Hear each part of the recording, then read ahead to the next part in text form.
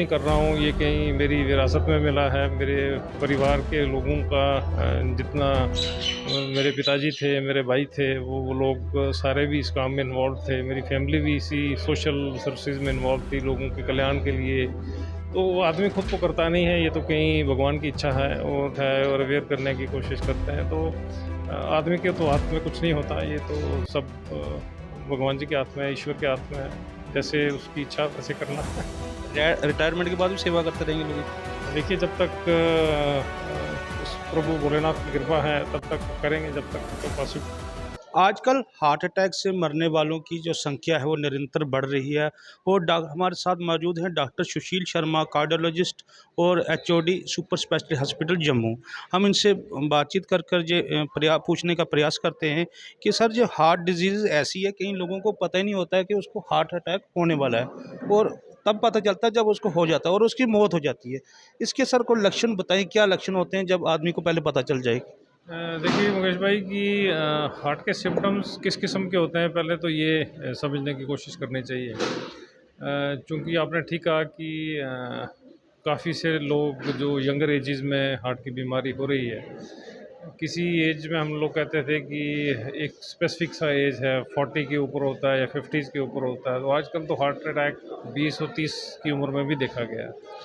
तो less than 40 हो तो वो एक यंगर एज हम उसको कंसिडर करते हैं कि यंगर लोगों में हो रहा है। अब सिम्टम किस किस्म के होते हैं कि हार्ट के बीमारी के सिम्टम होते हैं छाती में दर्द होना, जकड़न होनी, जैसे लगता है किसी ने कोई दबाव रखा हुआ है या पत्थर सा रखा हुआ है, एक टाइट सा बैंड बांधा है किसी ने, इस किस्म का सिम्टम्स होते हैं, इस किस्म की परेशानी होती है। ये रेट्रोस्टर्नल होती है। रेट्रोस्टर्नल का मतलब ये एक बड़ी बोन होती है स्टर्नम, इसके पीछे में ये होता है दर्द। और ये काफ़ी देर तक रहता है अगर हार्ट की बीमारी के कारण, हार्ट अटैक के कारण हो। साथ में ये थोड़ा रेडिएशन भी करता है कि कई बार नेक की तरफ जाता है, लेफ्ट आर्म में जाता है, जाँ की तरफ जाता है। तो इस किस्म के सिम्टम्स हों तो लगता है कि हार्ट अटैक हुआ है। अब हार्ट अटैक की किस्में हैं काफ़ी, किस किस्म का है ये, जैसे हम लोग ईसीजी देख के बताते हैं कि एसटी एलिवेशन एमआई है, नॉन एसटी एलिवेशन एमआई है, या कुछ लोगों को एंजाइना हम बोलते हैं। तो ये डिफरेंट फॉर्म्स और सीवियरिटी में एग्जिस्ट करता है। तो सडन डेथ होती है वो दो ही कारण है उसके, या तो हार्ट की रिदम कम हो जाती है या तेज़ हो जाती है, या लगता है कि एक मैसिव सा हार्ट अटैक हुआ है जिसके कारण हार्ट फेलियर होता है और मरीज़ की डेथ हो जाती है। इसको सडन कार्डिक डेथ हम लोग कहते हैं। तो मकसद काफ़ी सा अलार्मिंग है कि यंगर एजेस में ज़्यादा कॉमन है, और इसके साथ एक एसोसिएटेड रिस्क फैक्टर नहीं है, ये कम्प्लेक्स ऑफ रिस्क फैक्टर्स हैं। चूँकि देखा ये गया है कि जिन लोगों में डायबिटीज़ है उनमें ज़्यादा ये चीज़ें कॉमन होती हैं, सडन कार्डिक डेथ ज़्यादा कॉमन होती हैं। ब्लड प्रेशर एक रिस्क फैक्टर है, स्मोकिंग एक रिस्क फैक्टर है, यंगर एज में लोग ज़्यादा स्मोक करते हैं। एक नया सा लिंक एस्टैब्लिश हुआ है जिसमें आपके माता पिताजी को अगर हार्ट की बीमारी हुई है, जिसमें फैमिली हिस्ट्री है, उन लोगों को ज़्यादा चीज़ें ये कॉमन होती हैं। या लोग ज़्यादा मोटे हैं वो उनमें ज़्यादा कॉमन होती हैं। जो लोग फैट्स का इस्तेमाल ज़्यादा करते हैं उनमें ये चीज़ें ज़्यादा कॉमन होती हैं। या लोग जो सेडेंटरी लाइफस्टाइल है, जो चलते कम हैं, उन लोगों में ये चीज़ें ज़्यादा कॉमन नहीं हैं। तो कई बार कुछ ऐसा होता है कि कोई भी रिस्क फैक्टर नहीं होता और हार्ट की बीमारियाँ हो जाती हैं। तो कोई कॉम्प्लेक्स सा है इसमें एक इन्वॉल्वमेंट, किस किस्म की सिम्टम्स एग्जिस्ट करते हैं, पर जिन लोगों में रिस्क फैक्टर ज़्यादा होते हैं उन लोगों में चीज़ें ये कॉमन होती हैं। पर चूँकि मकसद जितने भी अवेयरनेस प्रोग्राम्स हम ये करते हैं कि उसमें एक तो हार्ट के सिम्टम्स के बारे में बताते हैं कि हार्ट की बीमारियाँ किस किस्म की हो सकती हैं। आपको चलने में सांस फूल रहा है, छाती में दर्द होता है, धड़कन तेज़ हो जाती है, आपको लगता है कि आप गिरने वाले हैं, आपको लगता है कि फटीग सी हो गई है, फटीग मीन्स कमज़ोरी सी लगती है। तो ये सारे कहीं न कहीं सिम्पटम पॉइंट्स करते हैं कि हार्ट की बीमारियाँ होती हैं। अगर अब घर में किसी को हार्ट अटैक हो तो फर्स्ट एड उसको क्या देनी चाहिए, ताकि क्योंकि 1 घंटा उसका बड़ा क्रूशियल होता है माना जाता है, तो उसको क्या ऐसी फर्स्ट एड दी जाए ताकि उसका थोड़ा जीवन बच सके? देखिए, कुछ आपने ठीक कहा कि फर्स्ट एड ज़्यादा एक इम्पॉर्टेंट कंपोनेंट है, उससे भी ज़्यादा इम्पॉर्टेंट कंपोनेंट ये है कि टाइम इज़ इम्पॉर्टेंट। हार्ट के मरीज़ में जितना टाइम आप कम वेस्ट करते हैं उसके लिए अच्छा है। जिसे हम कहते हैं कि time is muscle. Time is muscle के जितना आप टाइम वेस्ट करते हैं उतना मसल में डैमेज होना शुरू हो जाता है। तो बेसिकली एक सिंपल सी चीज़ तो घर में नहीं होती कि आदमी क्या कर सकता है। जनरली एक ठीक पोस्चर में मरीज़ को लेटाना चाहिए, उसकी रेस्पिरेशन का ध्यान रखना चाहिए, उसका अगर क्लॉट डिज़ॉल्विंग ड्रग्स आपके पास अवेलेबल हैं, जो जिनको थ्रोम्बोलिटिक ड्रग्स कहते हैं, वो कुछ लोग आजकल पेरिफेरल लेवल पे भी शुरू कर रहे हैं। दी वेस्टर्न कंसेप्ट में तो घर में भी देते हैं, एम्बुलेंसेस में भी देते हैं। तो वो चीज़ें धीरे धीरे हिंदुस्तान में भी आ रही हैं कि एस्प्रिन की टेबलेट है, कोलेस्ट्रॉल लोवरिंग की दवाई है, ये चीज़ें तो घर में कर सकते हैं। पर ज़्यादा इम्पॉर्टेंट ये है कि आपको लगता है कि ट्रांसपोर्ट में कोई दिक्कत नहीं है, आपको लगता है कि उसकी रेस्पिरेशन आप ठीक फ्लो में मेंटेन कर सकते हैं, आपको लगता है कि उसका पोस्चर अच्छा सा मेंटेन कर सकते हैं, तो उनको फटाफट ट्रांसपोर्ट करने की ज़रूरत होती है। जो भी आपकी लोकल पेरिफेरल हॉस्पिटल्स हैं, वहाँ जाने की कोशिश करिए। थ्रोम्बोलिसिस जितना जल्दी मरीज़ हॉस्पिटल में पहुँचता है, वो क्लॉट डिज़ॉल्विंग ड्रग्स होती हैं जिसके कारण क्लॉट डिज़ॉल्व हो जाता है और थोड़ा सा दर्द में फ़र्क पड़ता है। अगर लगता है कि ये चीज़ें सारी कंट्रोल नहीं हो रही हैं, तो फिर एक हॉस्पिटल्स में जिस जगह कैथेटराइजेशन अवेलेबल है, जिस जगह इंटरवेंशन कार्डियोलॉजिस्ट अवेलेबल हैं, ये चीज़ें पॉसिबल हैं कि हार्ट की नाड़ी को हम खोल सकते हैं, जिसे एंजियोप्लास्टी कहते हैं। वो एंजियोग्राफी करके ही पता लगता है, और लगता है कि किसी आर्टरी में दिक्कत है तो उसमें खोल के उसमें एक स्टेंट लगाया जा सकता है। ये ऑप्शंस अवेलेबल हैं।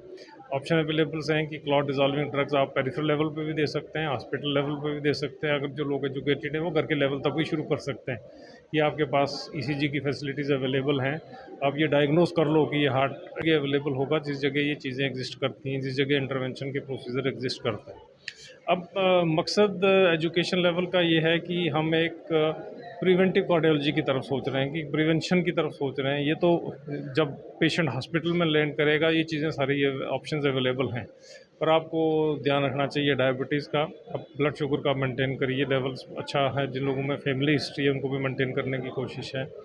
ब्लड प्रेशर का ध्यान रखिए, बीपी को मेंटेन करने की कोशिश करिए, कोलेस्ट्रॉल के लेवल को देखने की कोशिश करिए। जो लोग स्मोक करते हैं वो स्मोक नहीं करें, जो लोग मोटे हैं एटलीस्ट वो चलने की कोशिश करिए। सबको ही फिजिकल एक्टिविटी करनी चाहिए, heart friendly exercise, aerobic exercise या फिटनेस ट्रेनिंग जितनी एक्सरसाइजेज हैं वो आप करिए।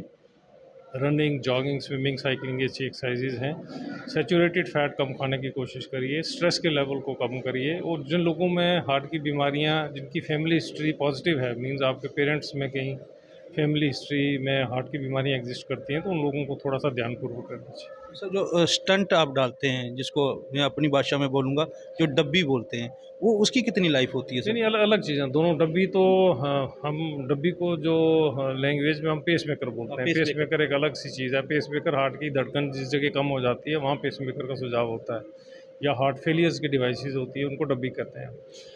हार्ट में जो ड्रग्स, जो आर्टरीज़ की डिजीज़ के लिए स्टेंट्स होते हैं। तो लाइफ ऐसा नहीं है कि किसी चीज़ की स्पेसिफिक लाइफ होती है। जो चूँकि बैटरी जब भी डिप्लीट हो जाती है, बैटरी जब भी ख़त्म हो जाती है तो बैटरी को रिप्लेस करते हैं। वो डिपेंडिंग ऑन पेशेंट रिक्वायरमेंट क्या है कि कितनी देर वो जो पेसमेकर चलता है, वो चूँकि एक बैटरी का एक नॉर्मल सी ज़िंदगी होती है, तो 8-10 साल के बाद जनरली उसको चेंज करना पड़ता है। बट स्टेंट्स की कोई लाइफ नहीं होती। स्टेंट्स लोगों में चलते हैं, काफ़ी देर तक चलते हैं।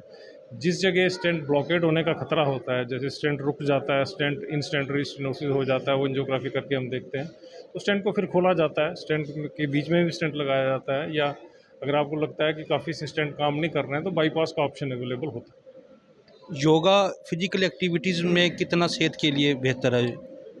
देखिए, योगा के दिन भी हम लोगों से भी बातचीत की है। ये फ्लेक्सिबल ट्रेनिंग एक्सरसाइजेज ही अच्छी हैं। इनडायरेक्टली ये स्ट्रेस के लेवल को कम करती हैं। जब ये स्ट्रेस के लेवल को कम करती हैं तो फिर कहीं ना कहीं ब्लड प्रेशर में भी शांति मिलती है, बीपी भी कम होता है, आपका सिंपैथेटिक सिस्टम भी, उसकी ड्राइव भी थोड़ी सी कम होती है, आपका जो हार्ट रेट भी इम्प्रूव होता है, आपके जो कुछ लेवल ऑफ हार्मोन्स हैं वो भी एलिवेटेड होती हैं। हार्ट के लिए अच्छी एक्सरसाइजेज हैं। एरोबिक ट्रेनिंग एक्सरसाइजेज जैसे हमने कहा, रनिंग, जॉगिंग, स्विमिंग, साइकिलिंग, ये अच्छी हैं।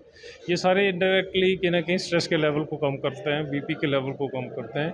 तो योगा इन दी सेंस एक हार्ट के मरीज़ों के लिए एक लाभदायक चीज़ है। वो स्ट्रेस के लेवल को कम करता है, जो इनडायरेक्ट अफेक्ट करता है कार्डियोवास्कुलर डिजीज़ में। कार्डियोवास्कुलर डिजीज़ मींस हार्ट और हार्ट रिलेटेड बीमारियों के लिए एक लगता है कि जब भी स्ट्रेस का लेवल कम होगा तो ये चीज़ें कम होंगी। इनडायरेक्ट इफेक्ट है उसका हार्ट और हार्ट के मरीजों की। आज जैसे ड्रग अब्यूज़ डे है, मैं ये पूछना चाहता हूँ आपसे कि जो कौन-कौन सी जो दवाइयाँ हैं, जो हार्ट पेशेंट के लिए खतरनाक, उसको लेने से परहेज़ करना चाहिए? देखिए, मकसद इंटरनेशनल डे जो बनाते हैं अगेंस्ट ड्रग अब्यूज़, कंसर्न तो यही है कि एक फैक्ट को शेयर करें कि कौन-कौन सी दवाइयाँ हार्ट में डैमेज करती हैं, कौन-कौन सी दवाइयाँ जो असर करती हैं।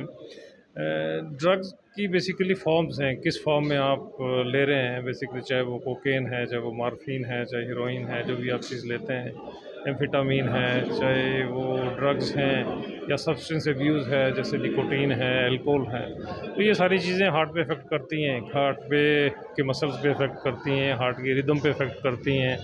पल्पिटेशन ज़्यादा कॉमन होता है, एट्रियल फिब्रिलेशन ज़्यादा कॉमन होता है, हार्ट के वैल्व्स को नुकसान करने की कोशिश करते हैं। तो आज के दिन मनाने का ये मकसद है कि लोगों को एक अवेयरनेस का लेवल जनरेट करें कि साहब इस किस्म की चीज़ें नुकसानदेह हैं। वो हार्ट के लिए भी नुकसानदेह हैं, वो फैमिली के लिए भी नुकसानदेह हैं, वो समाज के लिए भी नुकसानदेह हैं।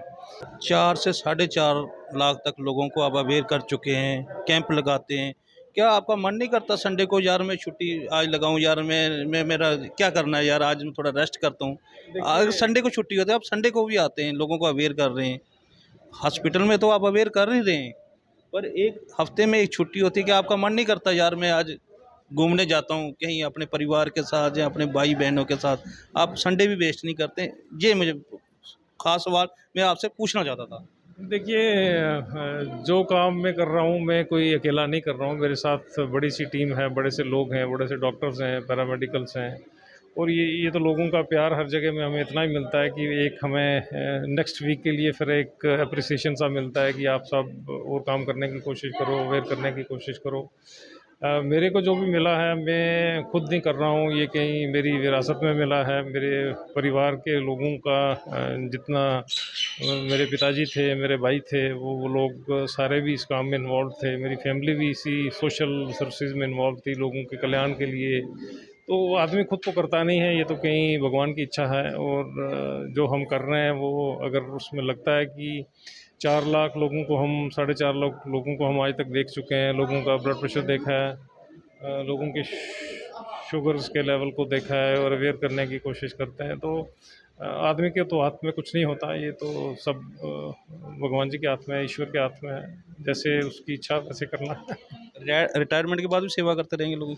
देखिए जब तक उस प्रभु भोलेनाथ की कृपा है तब तक करेंगे, जब तक पॉसिबल है, आदमी के हाथ में तो कुछ नहीं होता। ये थे doctor Sushil Sharma ji, HOD super speciality hospital Jammu. इनका यही कहना है कि जो आपका जो दिल है इसका खास ख्याल रखें, क्योंकि दिल की बीमारी से बचने के लिए अवेयरनेस के साथ साथ इंसान को अपनी शारीरिक एक्टिविटीज़ वो भी उस पर भी ध्यान देने की ज़रूरत है। मुकेश रैना, आरएसपुरा की आवाज़ से। आरएसपुरा की आवाज़ आपके साथ, हमारे साथ आप बने रहें। नमस्कार।